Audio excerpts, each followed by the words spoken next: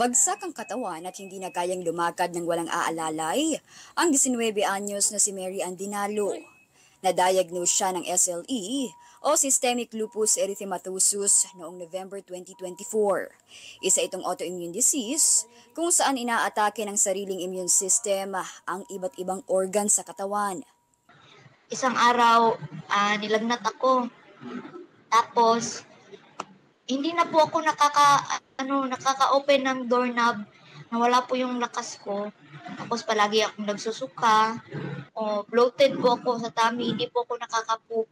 Ang lupus, natitrigger daw yan kapag stress. Tapos, pag mainit. Tingin ni Mary Ann, may kinalaman dito ang kanyang mga pinagdaanan habang nag-aaral. Yung college ko, hindi yun na-access ng motor. Kailangan lakarin. So, bali, araw-araw, 12 noon ang aking klase. Tapos, naglalakad ako doon. Siguro na-trigger yung lupus kasi palagi po akong naaarawan. Marami namang pag-aaral na sinasabing namamana ang lupus. Sa kaso ni Mary Ann, may pinsan daw ang kanyang lolo na lupus ang ikinamatay. Umabot sa punto na nagdeliryo na si Mary Ann noon at ang kanyang dila naging kulay brown na. Dito na tinapat ng mga doktor ang kanyang pamilya na ang kanyang lagay ay critical na. Magaling din to na hospital sa Cebu. Dito po ako na-operahan.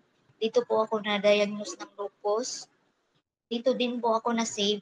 Kung hindi ako nadala dito sa hospital, 1 hour na lang, wala na. Patay na talaga atin. Sabi ng doktor. Inoperahan agad si Mary Ann at tinanggal ang mga tubig sa kanyang tiyan. Pero makalipas lang 1 buwan, muli siyang bumalik sa ospital dahil nagkaroon ng komplikasyon. Hanggang ngayon si Mary Ann nasa ospital pa rin at inoobserbahan. Ang utang nila sa ospital umabot sa mahigit 800,000 piso. At ang bill nila ngayon nasa 200,000 piso na. Kahit konting tulong lang po, malaking bagay na po yun sa amin. Ngayon, na-confine ulit, hindi na po sila nagpapautang.